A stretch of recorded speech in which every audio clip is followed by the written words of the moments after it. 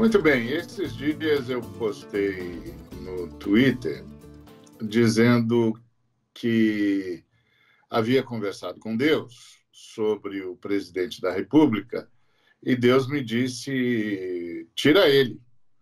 E eu completei o Twitter com a frase, bora lá fazer a vontade de Deus. Não preciso dizer que as reações foram muitas, tanto de apoio quanto de repúdio. E as reações de repúdio chamaram ou tentaram me chamar a atenção que Deus jamais daria ordem para tirar alguém que ele mesmo colocou. Bom, eu não sei se Deus vota no Brasil, aliás, eu nem sabia que Deus tinha título de eleitor, mas a pergunta que ficou patente em todas as manifestações foi: a gente pode tirar o presidente da República? E é sobre isso que nós vamos conversar daqui para frente.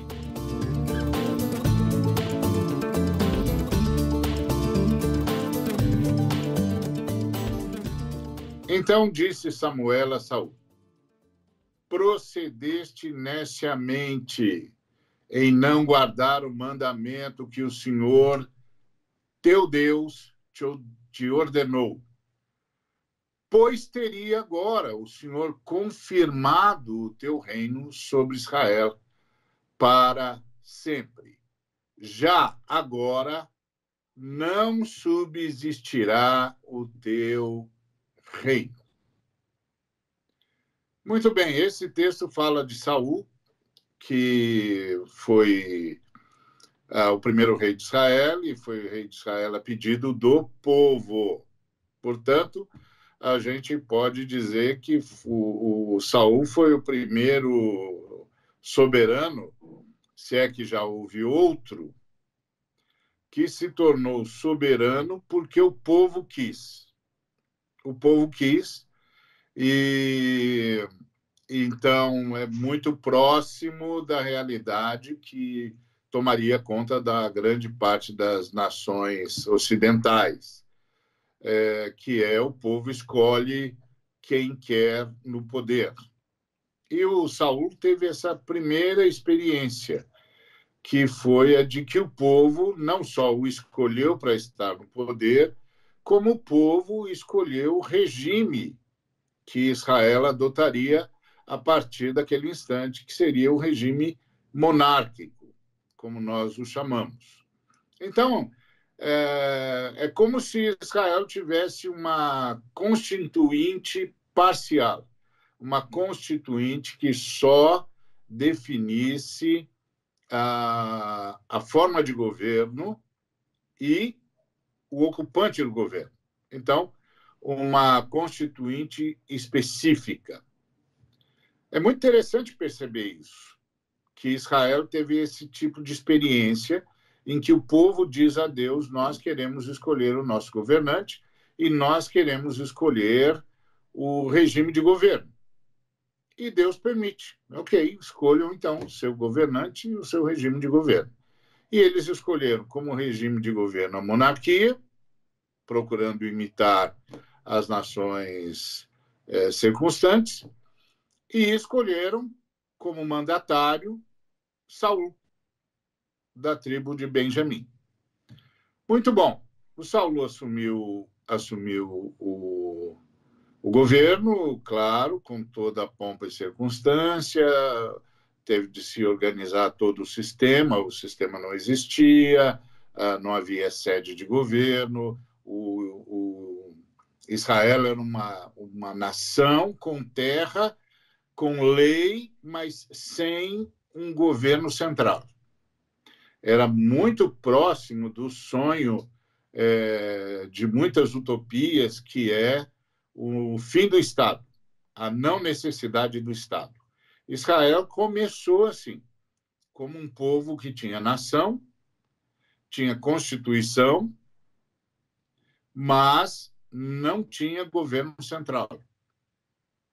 E, numa linguagem moderna, não tinha Estado. Bom, o povo pediu para ter esse Estado e escolheu como poder no Estado a monarquia, como regime do Estado a monarquia, e escolheu o ser humano que ocuparia a monarquia e abriria uma dinastia a partir dele. Muito bem, o Saul então foi eleito, assumiu o reinado, se tornou rei de Israel, só que o Saul se esqueceu de um detalhe. E o detalhe que o Saul esqueceu é que em Israel tinha lei. Aliás, Israel era uma nação que teve lei antes de ter terra e antes de ter, portanto, Estado. É impressionante ver isso. Impressionante. O Israel de Deus era uma nação que não tinha nem terra e nem tinha Estado, mas tinha lei. E o rei esqueceu-se disso. O rei esqueceu-se disso. E quando o rei se esqueceu disso, ele começou a prevaricar, a fazer o que lhe desse na telha. Aí, então, vem essa fala de Samuel. E a fala de Samuel é: você procedeu honestamente, você não guardou o mandamento que o Senhor teu Deus te deu, e Deus iria confirmar o seu reino sobre Israel para sempre, ou seja, você ia virar uma dinastia. Agora, o seu reino não subsistirá. Então, o primeiro camarada que destituiu um homem eleito foi o próprio Deus. Então, ele abriu a possibilidade da destituição dos mandatários. Então, para a pergunta, a gente pode tirar um presidente da República? É claro que pode. Claro que pode. É óbvio que por vias democráticas, é óbvio que sim, por vias legais. E aí, no meu post, eu estava dizendo que o Bolsonaro é como o Saul. Esqueceu que no Brasil tinha lei, esqueceu que o Brasil tinha Constituição, esqueceu as responsabilidades de um mandatário e que, portanto, Deus está dizendo: tira ele, como mandou Samuel dizer a Saul: você está fora, amigo, você está fora do poder. Então, eu quero conversar com você, e mais Davi, mais William, sobre esse tema. E, claro, você pode perguntar, mas há motivos para tirar o presidente da República? Boa pergunta. Então, William, há motivos para tirar o presidente da República? Bom dia a você, bom dia a todos e todas, bom dia Ari, bom dia Davi. Bom, mais uma vez estarmos aqui. Infelizmente, motivos é o que não faltam para retirar o presidente da República.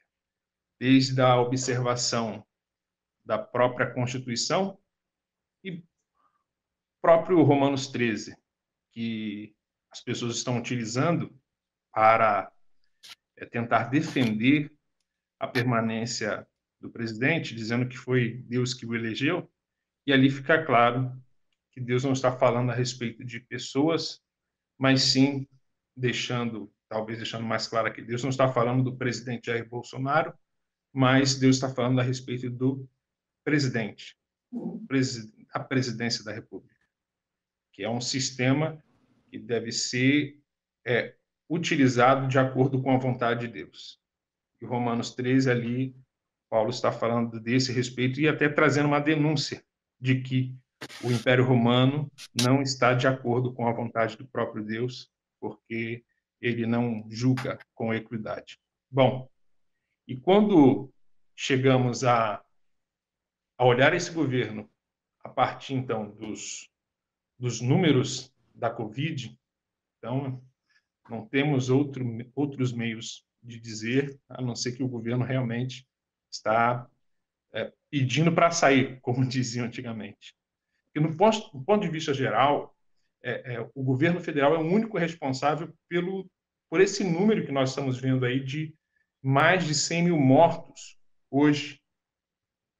Na gravação do programa, estamos bem próximo disso e, infelizmente, cremos que agora, nesse sábado, 100 mil mortos. Esse número, infelizmente, já devemos não só chegar, como ultrapassar. Mais de 100 mil brasileiros perderam a vida e isso, sim, tem que estar na conta do governo federal. Seja por negacionismo, seja por ideologia, por incompetência, o governo federal ele abdicou da responsabilidade de tomar as decisões sobre a Covid-19. Então, ele passou, né, praticamente a responsabilidade para estados e municípios. E os estados e municípios, os prefeitos, tentaram fazer o que deram para eles fazerem, né? Mas em qualquer lugar do mundo, principalmente num país que tem a dimensão continental como é o Brasil, as respostas sobre essa doença devem ser coordenadas pelo governo federal, como aconteceu em países como a Alemanha, até países menores, né, como a Alemanha, como a Inglaterra, ou países gigantescos como China e o próprio Estados Unidos. Então, o governo teve e tem milhões de mecanismos, não só a chave do cofre, mas milhões de mecanismos para poder, sim, fazer as medidas corretas para que os brasileiros parem de morrer. Para iniciarmos, senão a gente toma muito tempo, a gente volta nesse assunto aí, porque sim, está na conta desse governo, 100 mil mortos. Pois é. Então, Davi, nós temos aí um governo relapso, para dizer o mínimo, chegou a ponto de vetar água potável para os indígenas. O STF teve de tomar uma medida para obrigar o executivo a fazer o que tinha de fazer. Você acha que isso é motivo suficiente para a gente tirar o presidente, Davi? Boa tarde, Ari. Boa tarde, William, e todas que nos ouvem.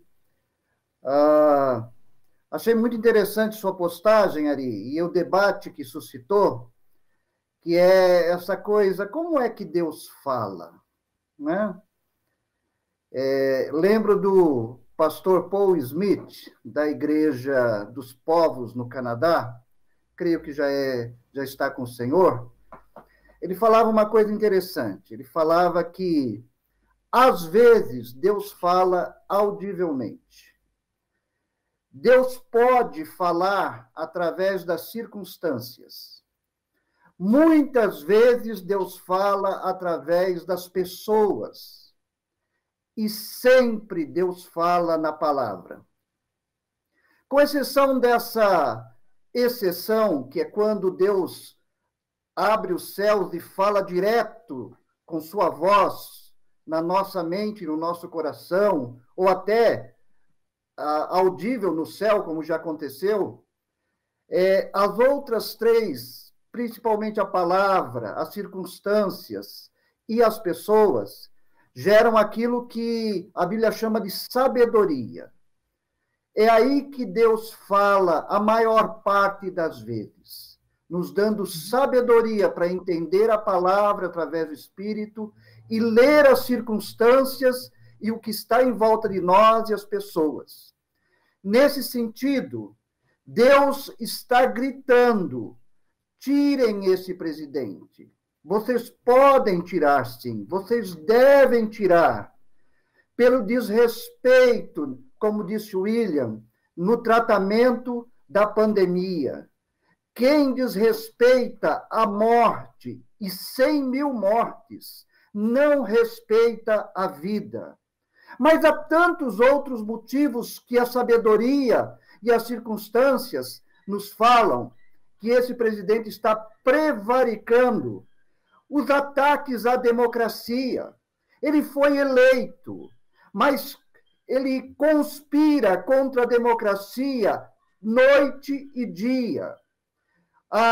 Agora vimos saber que no dia 22 de maio, ele quase deu um golpe, fechando o Supremo Tribunal Federal. E só não deu porque alguém pôs pano quente e porque já estava estourando a situação do Queiroz, que ia deixá-lo e vai deixá-lo mais ainda complicado. As redes de ódio que contaminaram a eleição de 2018 e continuam contaminando tantas mentes e corações ainda hoje, e que o Supremo está reagindo, e que o Congresso, de alguma forma, também está reagindo. Isso é atentar contra a saúde mental e cívica do país. Os ataques ao futuro, atacando a Amazônia, não cuidando do meio ambiente, vendendo o nosso patrimônio a preço de banana, como fez com aparelhos da Petrobras nesses últimos dias, atacando o Fundeb, que só aprovou porque viu que não tinha jeito. Enfim, eu gostaria de dizer e me unir a você, Ari. Deus está falando, tirem esse presidente. Muito bem, nós vamos para o intervalo agora e voltamos daqui a pouco. Fique conosco, programa Daqui para Frente.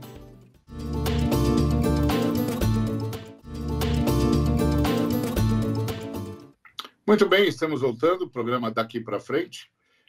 Antes de retomar o nosso assunto, quero apresentar a nossa solidariedade ao povo libanês, nossos sentimentos ao povo libanês. Temos uma grande colônia libanesa no Brasil e temos igrejas com um número enorme de libaneses entre nós. Então, queremos dirigir nossa palavra aos irmãos libaneses, aos amigos libaneses, ao povo do Líbano, dizendo do nosso sentimento, da nossa solidariedade, do nosso luto. Que Deus os abençoe e os ajude a se recuperarem desse transe agudo, desse golpe da vida. Muito bom, continuamos falando sobre o presidente sai, não sai. Nós temos um recurso, por exemplo, democrático para tirar o presidente, que é o impeachment. Mas o impeachment ele tem um dado intransponível quando quer ser intransponível, que é o presidente da Câmara. Todos os pedidos de impeachment, já temos aí cerca de 50 pedidos de impeachment, eles esbarram numa só pessoa, o presidente da Câmara dos Deputados Federais. Uma só pessoa. Se essa pessoa disser não importa que venhamos somar mais 50, mais 150, mais 200, mais 1.000, não importa. Tudo está sob a definição, a determinação e a permissão de uma só pessoa. Todos nós no Brasil estamos com uma grita enorme, que é a grita por democracia, que é a grita por direitos humanos, que é a grita por saúde. O desemprego aumentou, nós já chegamos hoje a 13,3% de desempregados, 80 milhões de pessoas sem ocupação. É uma coisa... só 80 milhões de brasileiros ocupados, que é o menor na história. Todos os demais, olha, nós somos 210 milhões de pessoas. Aí você tira as pessoas que não trabalham ou porque ficam nas suas casas ou porque são crianças, que é um grande contingente. E aí você tem a massa que trabalha. Dessa massa que trabalha, nós temos apenas 80 milhões trabalhando. É o menor número em toda a história recente da República depois da Constituição. É o menor número. Então, fruto do programa econômico do governo e mais a pandemia não tratada, não enfrentada a contento, enfim, esse quadro que nós estamos vivendo. Então, está todo mundo falando de democracia, mas aí a gente se deu conta de que o eleitor brasileiro não tem controle sobre a democracia, porque aqui não tem ato revogatório. Não tem ato revogatório. A gente não pode provocar um plebiscito de manutenção ou não manutenção do mandato presidencial ou de qualquer outro mandato. A gente não pode, ou seja, o eleitor brasileiro só serve para o dia da eleição. A eleitora brasileira só serve para o dia da eleição. A gente entra lá, elege, vai para a urna indevassável, elege, depois vai embora, acabou, não tem mais controle sobre isso. A partir dali, os mandatários, os que são nossos representantes ou deveriam ser, estão livres, leves, soltos, porque, claro, não, você vai dizer livres, leves, soltos, não, tem a lei. Sim, tem a lei, quando não houver acordos nos bastidores, quando eles não souberem que determinados juízes têm dossiês que os amarram. Está cheio de coisas nos bastidores do Brasil que fazem com que a justiça não ande, simplesmente não ande.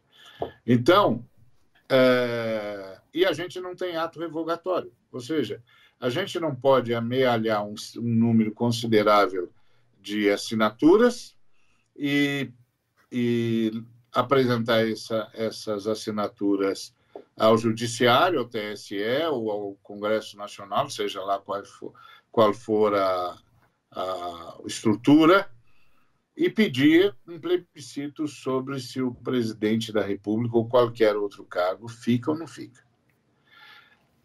Então, isso significa que o eleitor brasileiro, não tem controle sobre a democracia. E aí, Davi?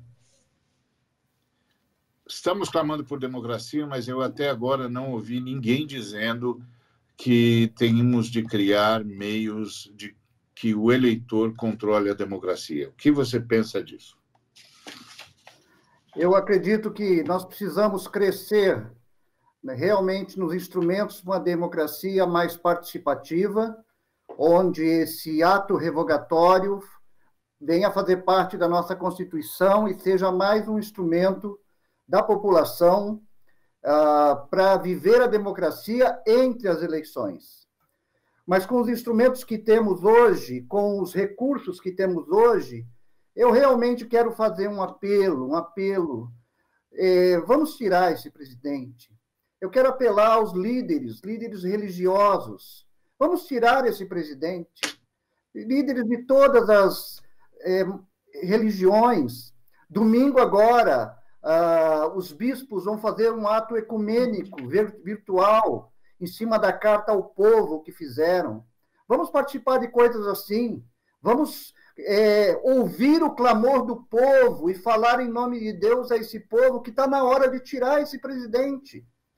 Eu quero apelar ao Supremo Tribunal Federal que leve adiante todo esse julgamento das fake news, desse esquema de ódio. Eu quero pedir ao Supremo Tribunal Eleitoral que avalie a culpa da chapa Bolsonaro-Mourão, que manipularam as eleições com mentiras e, por isso, são ilegítimas. Fizeram uma eleição ilegítima. Apelar ao Congresso, Rodrigo Maia, Alcolumbre, e os deputados que estão ali, muitos amigos, irmãos e pessoas de bem, mas votem, ponham para frente esse processo de impeachment, deixe a sociedade discutir isso. As oposições precisam ser mais ativas nisso. E todos nós, trabalhadores, trabalhadoras, cidadãos, cidadãs, a gente precisa se unir para salvar esse país, porque a gente não aguentamos mais 2 anos desse governo. Exatamente. Esse é um quadro desesperador. William, o que dizer ao povo nessa hora de angústia em que o povo olha para as instituições e não se sente seguro? Por exemplo, o STF já tinha de ter anulado as condenações do ex-presidente Lula, porque ficou claro a suspeição do juiz Moro, ficou claro que ele interferiu nas eleições, ficou claro, próprios membros do STF disseram isso. E mais, o TSE tem de tomar uma posição, está claro que o Davi expôs. E aí, você sabe qual é o meu medo, William? É assim, a gente está lá na ponta, a gente está lá com o povo na periferia, o povo está sofrendo, está angustiado, está com fome, está sem emprego, está acompanhando a enfermidade, vendo pessoas cada vez mais próximas morrerem.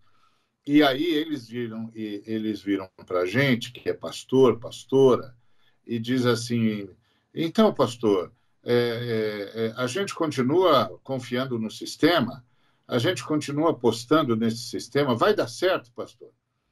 É claro que a gente jamais dirá para as pessoas romperem com o sistema, jamais dirá. Mas, William, vamos falar a verdade, esses caras não estão nos ajudando. Eles não estão nos ajudando a dar esperança para o povo. Queria ouvir você sobre isso. Difícil. Antes de entrar nessa sua fala, porque o que me parece é que a gente ainda está no que foi chamado num grande acordo nacional com o Supremo e tudo. Vocês lembram dessa frase? Eu acho que ainda estamos nessa fase. Antes disso, eu gosto de ver aquele site da organização Aos Fatos, que eles fazem a checagem é uma equipe que faz a checagem das palavras faladas pelo presidente da República. E desde quando ele assumiu, em 579 dias, o presidente da República já deu 1.497 declarações falsas ou distorcidas. 1.497 declarações falsas ou distorcidas. Segundo grandes juristas, eles ficam discutindo se o presidente ele teve 10, se ele cometeu 10 ou 20, está entre 10 ou 20 crimes que ele já cometeu, que poderiam levá-lo ao impeachment. Mas, infelizmente, o que nós estamos vivendo é ainda o grande acordo nacional com o Supremo e tudo. Porque o que eu acho, o que eu penso, na realidade, é que esse grande acordo nacional está ainda acontecendo e o que eles esperam é que chegue o ano de 2021. Para chegar nesse ano de 2021, eles aí sim venham revogar a candidatura, ou seja, o presidente juntamente com o vice realmente saiam, e aí quem vai colocar o novo presidente, as eleições, será a partir do Congresso Nacional. Quem vai determinar o novo comandante da nação, do Brasil, não será o povo, mas sim aqueles que detêm o título de seus representantes, ou seja, o Congresso. O Congresso que vai eleger o próximo presidente, que vai mandar nesse país. Infelizmente, eu queria ter uma palavra de esperança, mas infelizmente o que eu percebo é isso. É esse grande acordo nacional que ainda está vigente, com o Supremo e tudo. E não queria terminar sem lembrar, porque o atual presidente diz que, e os seus correligionários estão dizendo que o STF, o Supremo Tribunal Federal, o afastou das ações para o controle da pandemia. E isso é mentira. Ele diz que o STF atribuiu essa responsabilidade aos governadores e prefeitos. É mentira. O que a corte entendeu foi que estados e municípios tem legitimidade para decretar medidas de isolamento social e que o governo federal não pode agir para reverter essas ações. Porém, o tribunal não desobrigou o presidente das ações no combate à pandemia. E ele precisa fazer isso. O número de mortos só aumentam. E essa conta é, sim, do presidente da República. É, sim, do presidente da República. Que tristeza, que angústia. Em nome de Cristo, nós queremos terminar esse programa de hoje com esse apelo, com essa conscientização que o William trouxe. O presidente é responsável. E o STF confirmou isso, dando vitória aos indígenas. E com o apelo que o Davi fez. Autoridades do Brasil, religiosos, vamos fazer eco ao grito do povo. Por favor, em nome de Cristo, vamos fazer eco ao grito do povo. Vamos tirar esse governo dentro das normas democráticas e vamos devolver ao povo o controle da nação e da democracia. É conosco, daqui para frente.